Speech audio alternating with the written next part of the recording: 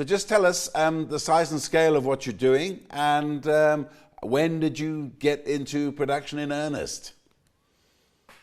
Good afternoon to you and your viewers. Thanks for having us on the show.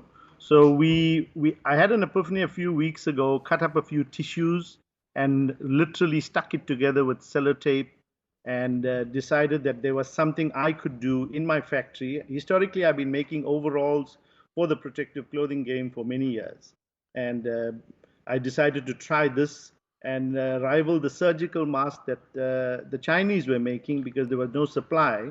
And obviously, this is the product that we make, and it works well in terms of keeping the bad stuff in.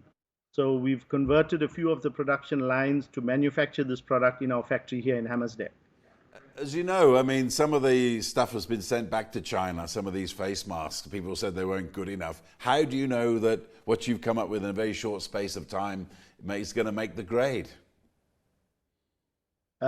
What I did is I actually cut up the surgical mask that was being brought in from China, and I found two local suppliers of fabric very similar and almost better in a way to filter the actual germs that go through and hold back the aerosols that's supposed to be emitted when you cough or when you breathe. So I took the surgical mask, I cut it up, and I found suppliers and I made my own version of that particular mask. And what I did is I actually donated a few boxes to a local hospital, and unfortunately they couldn't use it too much in surgery, but the feedback from the nurses was that my mask is very good. I think it's actually a better compilation of the 3 layers than the surgical mask that we think is better quality from China. Now, people must be battering your doors down at the moment then, in that case, to get hold of these masks. They're in big demand. Give us an idea of the numbers and how you're trying to deal with that in a time when the country's in lockdown.